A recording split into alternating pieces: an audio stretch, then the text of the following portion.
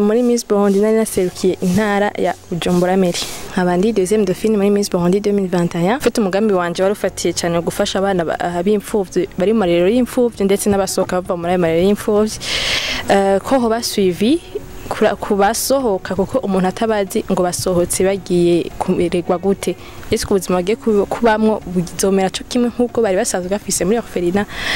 umugambi wanje waruhagaze kuri iyo suivi kugira abana basohoka ndetse n'abari indani kugira ngo bashobore kuba muri environnement nubwo ati y'abana nyene akaregwa nk'umwana umuntu kwa ntiyagire icabura ngo ni kubera ari imfuvyi ntiyagire ica akena ngo ni kubera ari imfuvyi ikintu coroshe gushobora gurealiza ivyo wavuze hajya kuko yego hajya turabivuga abantu bakaryoherwa mugabo habasi pratique nayo kubigeme naho ne paper no kuri ico kintu nama nagisubiyemo nama nakivuze fonsa muri informatique muri bac turabakobwa batatu mu bahungu 27 donc umva yuko nahantu naje nkitangwa bavuga ati ingije ntawe uzoshobora higa abahungu gusa ntawe uzoshobora mugabo ndiga kandi bikagenda neza yego ahanini je ikinza mu mutwe première ni gufasha mugabo nkiyumvira ikintu à long terme wowe ibintu byose ni muri orphelinat bon ni go buzima nabayemo depuis donc kuma ndi kumwe n'abarfana umwanya munini Shiny like a morning star girl. Yeah, yeah. You shiny like a morning star girl. Yeah. You shiny like a star when I see your face in the morning. You shiny like a star when I see your smile in the morning. Akuguheba no kukwitesha ntibikunda. You shiny like a star when I treat you bad in the morning. Ndabashimiye cyane abariko baradukurikirana abakunzi ba TV yacu Ecobus TV mugire subscribe keneye ama comment mu sharing iki kiganiro ama like menshi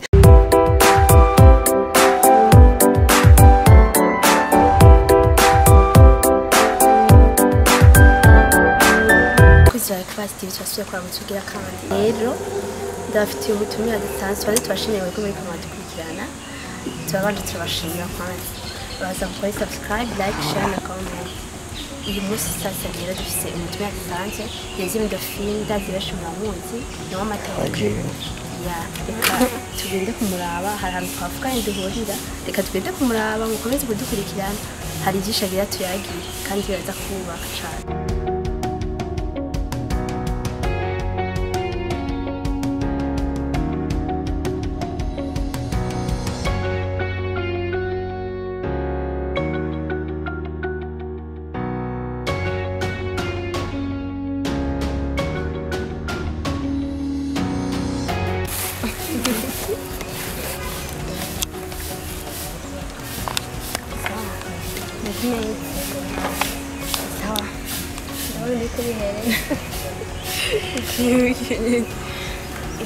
Kubera mikritwa ibyo akunda niko akunda kunzandura kushikita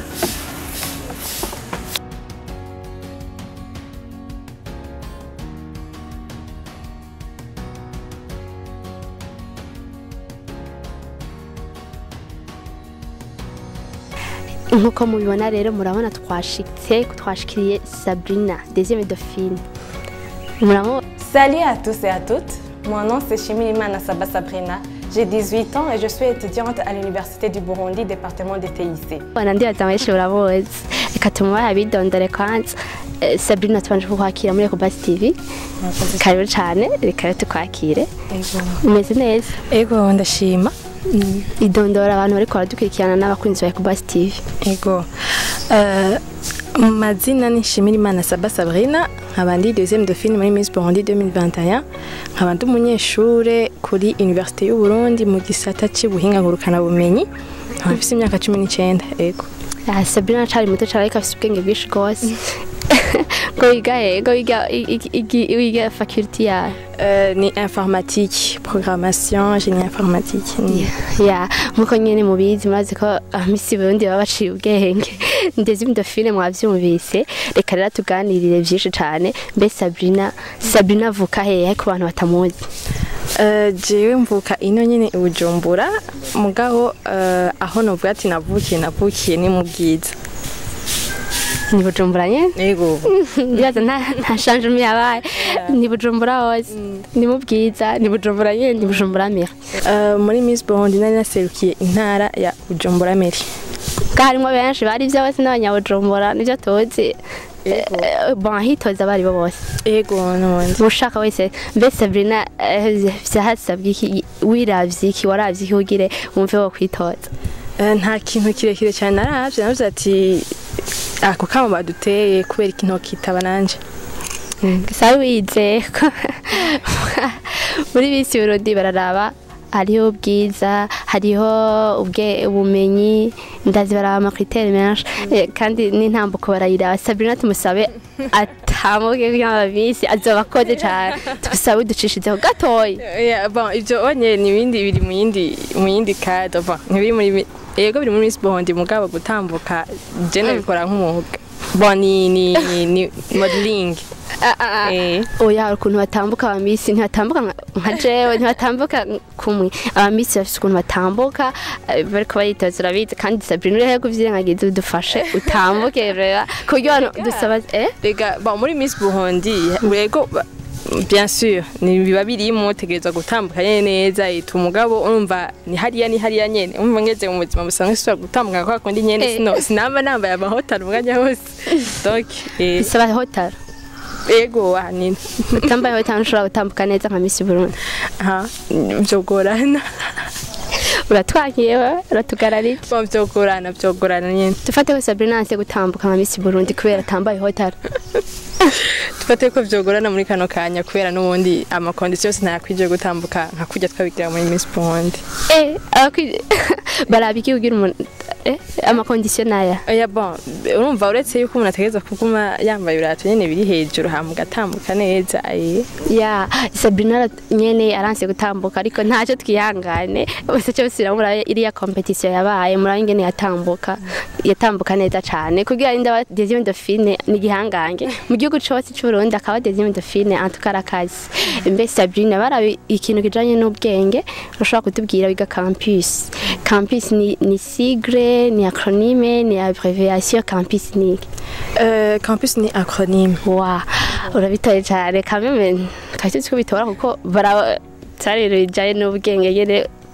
umumisi abaciye ubwenge murabizi. Mbega Sabrina ari mu rukundo? Bon icyo kibazo sindi ameze yo gushaka kwicishura muri kano kanya. Yicishura bivanye ayo cishura rya ababivuga neza ati bivana na ça dépend donc ko biragorana gatoyi. Mbe Sabrina kuba waratewe nka deuxième Dauphine hari ibikorwa mwiyemeje kuzokorera igihugu hariho ibintu mwapresenta. Est-ce que Sabrina ashobora kutubwira rya projet yawe wari wa presence imbere y'igihugu n'amakungu ukatubwira hari abantu batashoboye kubikurikirana neza urashobora kubibasubiramo kugira nyene wari wabivuze? Bon sinavuga ko nobisiramwe exactement ko nayivuze mugabo ufite umugambi wanje wari ufatiye cyane gufasha abana b'imfuvyi bari mu marero y'imfuvyi ndetse n'abasohoka bava muri marero y'imfuvyi ko ho basuivi kubasohoka kuko umuntu atabazi ngo basohotse bagiye kumererwa gute ese ubuzima bwe kubamwo buzomera cyo kimwe nkuko bari basanzwe gafise muri orphelinat. Umugambi wanje waruhagaze kuri iyo suivi kugira abana basohoka ndetse n'abari indani kugira ngo bashobore kuba muri environnement nubwo ati y'abana nyene akaregwa nk'umwana umuntu kwa ntiyagire icyo abura ngo ni kubera ari imfuvyi ntiyagire icyo akena ngo ni kubera ari imfuvyi. Yawe ahanini widirije mu bintu bijanye n'imfuvyi. Je représente la province de Bujumbura, mairie. Vous êtes-vous déjà imaginé de la vie que menaient les enfants vivant dans des orphelinats ou bien à la sortie des orphelinats? Mon projet intitulé « Suivi interne et externe des enfants vivant dans des orphelinats » consiste à faire le suivi tant moral que matériel des enfants vivant dans des orphelinats, mais surtout à la sortie de l'orphelinat, afin de leur donner une base pour qu'ils puissent se faire une vie et construire leur vie aussi dans la société. Merci et votez pour moi.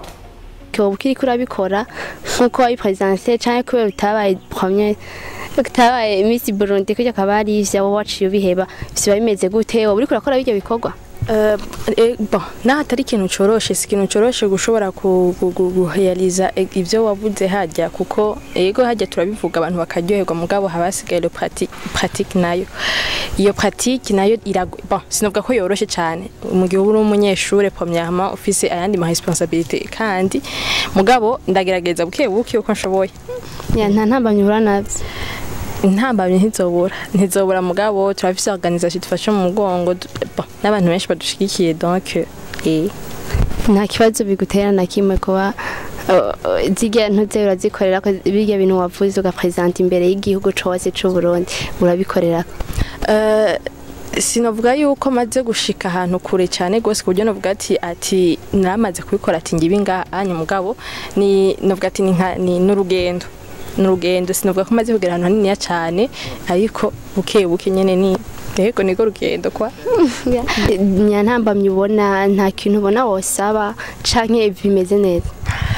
bon kunovuga ati ku kintu cyo gufasha abana b'imfuvyi ndetse n'abana bantaho nikora ataho nuvuga ati bashoboye kwishikana ntamari ntambamye kuko ikintu cyambere ryamara ingorane n'ubukene niyo pauvreté yonyene niyo yamara ingorane kuko urumva yaba hari ivyo tuvuga ati ngo birakwiye ntawo bana twobona bariko barasegereza nta bana twobona bariko ndazi inzara barari imisi ibiri badafunguye tu ntitwobona mu marferina ibintu bishobora kubabeshaho vyonyene ari ivy'abantu babagira neza bazanye alors que bategerezwa kuba bafise mu bisanzwe ico novuga ati leta yategerezwa kuba ifise uburyo iha amarferina atandukanye kugira ngo abana bashobore kuguma babaho kwa donc bon jene nagize proposition muri compétition Miss Burundi gena présenter projet ndavuga ati pourquoi pas leta ikorere kuma terrain ari exploitable ari hano mu Burundi kuko ari amaterrain menshi ari exploitable hano mu Burundi ndetse n'abatwara batamenya ngo aho dufise naha aho dushobora gutanga naha anya ntama bakarimisha mugabo ndace nidirija cyane kuba prisonnier kuko ninagize ama recherche kuri ivyo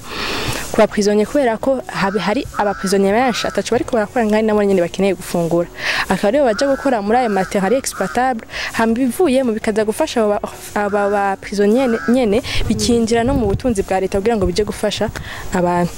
yego sinovuga yuko ari inyishu kuri ya pauvreté navuga Rwandola mugabo quand même kakaba kantu gatoyi mugabo gantu gatoyi kagiye gufasha ya ikintu saba leta n'igihugu nukwitanaho kameme kintu kijanye n'uburyo uragisaba kandi kirumvikana mbe Sabrina akorera muri meri gusa canke yo bamaze kuduga mu zindi ntara kubw'ibikorwa yiyemeje gukora eski intara wowe umaze kuja gukoreramo ivyo vya Fenana prison niza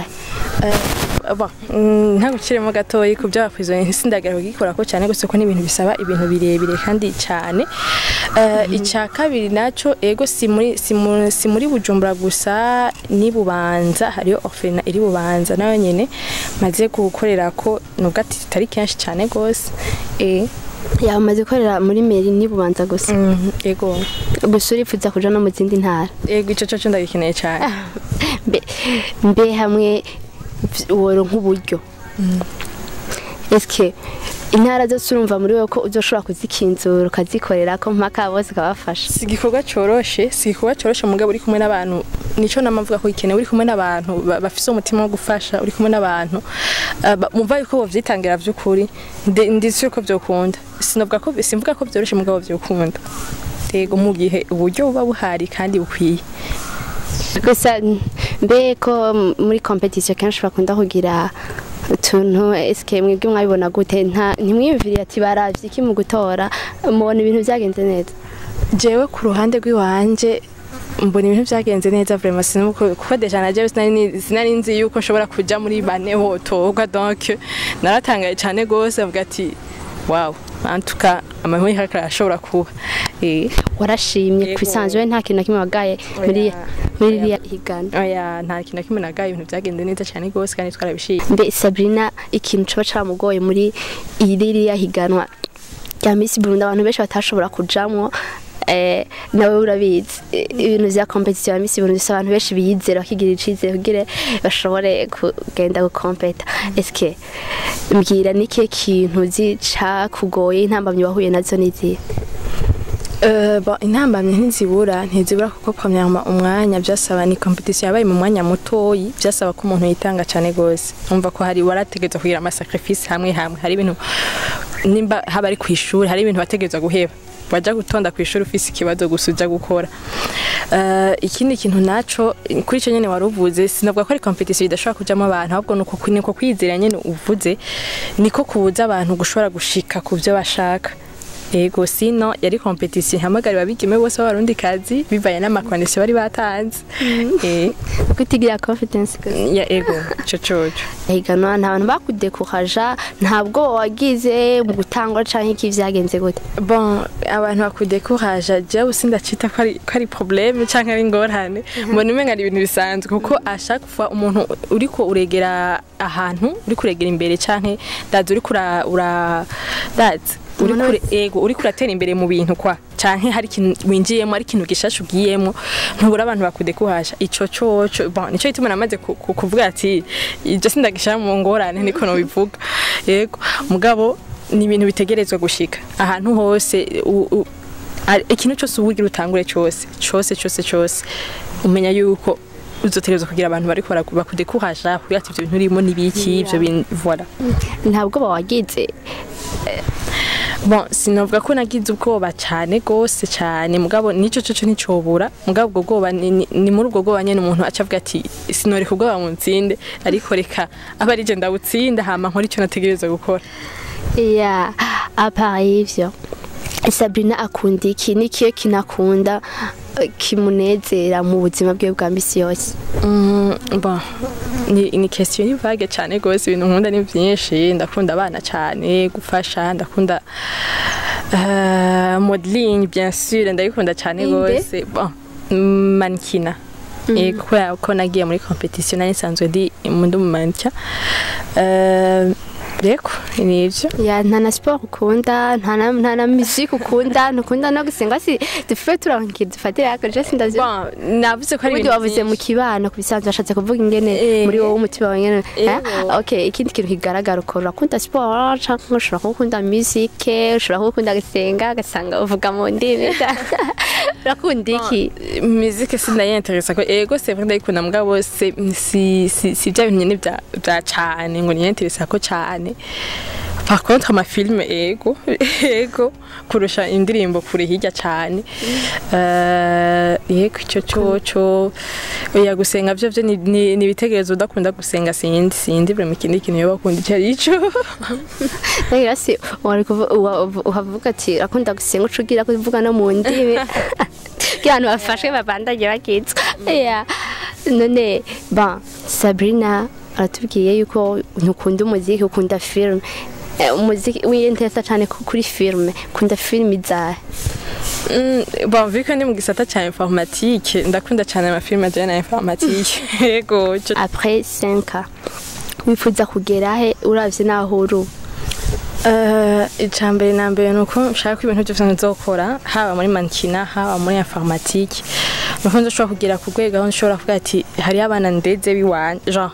abafrendeze biwanje mvuga nti ndiko ndabafasha kuko nta kintu kiryoshe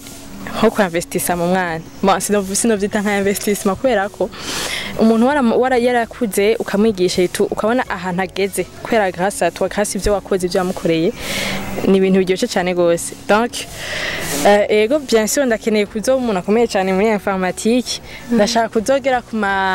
ntuzenya muri mankina ndashaka kuzogera ahantu kure cyane gose mugabo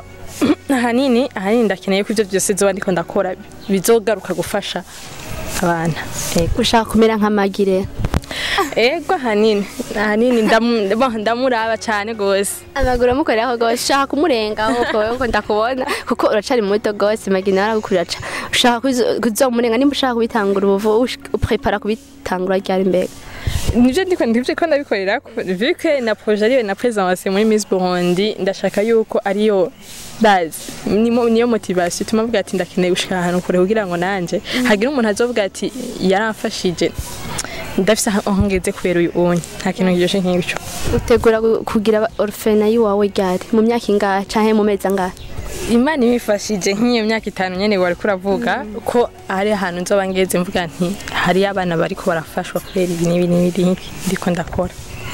Ya Sabrina, merci beaucoup. Gira ikintu uhanuye abakobwa cane ugaruka uhanure les jeunes les bose ariko cane n'abakobwa bavugeko. Turashaka impanuro ya deuxième Dauphine abakobwa bariko baradukurikirana bakomeze kumviriza. Turashaka impanuro ya deuxième Dauphine. En tout cas no mu byo bararaba n'umukobwa yitwara neza. Abaye ashaka tuhanura. Bon, sinovuga yuko ari ikintu kinini ya cyane nababwira kuko ndacari muto nta hantu kure cyane gose ndashika mugabo ikintu numva nobwira abajene b'u Burundi nuko boja hamwe nico namwe ndavuga ryari yuko nico kintu kitugoye umwe wese yamarika ashaka gukora akantu gwiwe hama no mu gufasha ushaka gukora akantu gwiwe mugabo ugiye hano hamwe mwese mugakora ikintu kimwe mwabo kizima cyo ni ikintu gishobora kugera ahantu kure hama kubigeme naho bien sûr uretse iyo conseil nari ntanze kubigeme ku ba jeune kubigeme naho ne papa no kuri ico kintu nama nagisubiyemo nama nakivuze fonsa yire confiance nta kintu kiryoshe nko kumva yuko ntacyo jese quand même ico kintu naho bitogenda neza naho byagenze bitogenda uko ni mugabo ndagiye tu yego bafise ubwo bano n'abakobwa. Bon, sinavuga ko bigira confidence. Ya ntibigira confiance baje mu ma competition atandukanye baje mu dazi mu nkino zitandukanye bumve yuko hari ikintu bashobora gukora naho vuga ati ngo bijya bikora abahungu ugiye ko ndibuka je nkitangura informatique muri informatique muri bac turabakobwa batatu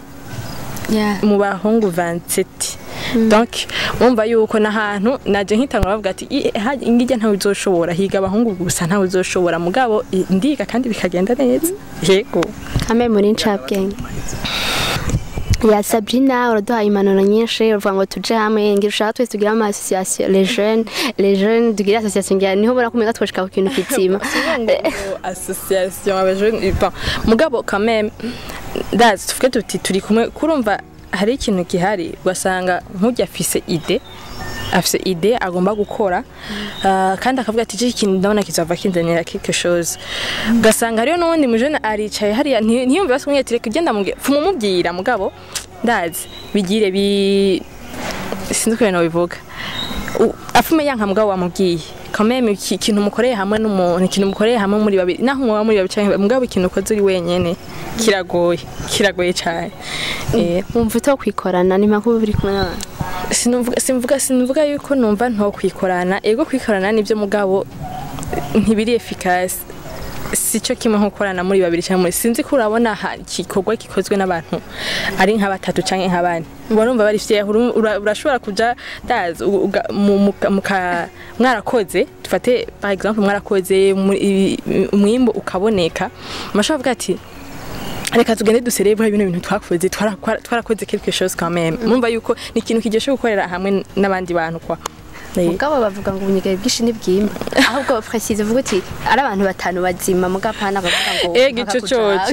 coce ubunyegere bwinshi n'ibwimba mwabitubwiye ego ubona umugani ego ico coce bon premier mu kintu mutegereza kuba muri kumucumba mwese kuko simvuga yuko ari ndavyite gute simvuga yuko ari mwoca mujama muri benshi ngo mube ngo kugira ngo mukorere hamwe mugabo kwa ni mubanze kwanza mu vyumvikane ivyo muri mugomba mukore mumve yuko muri ntuze mu nzira imwe mwese mu vyumva cyo kimwe mumve yuko mutegereza kugira ama sacrifice mwese hamwe donc ibyo nta kibuzo byo kunda ntabwo ni kubihereza Imana kuko haraho usanga baje badekona après ya reka ndakwibariza akabazo gatoyi cyane Miss Sabrina wo mu mpera 10 millions pour le moment onye iyo koriki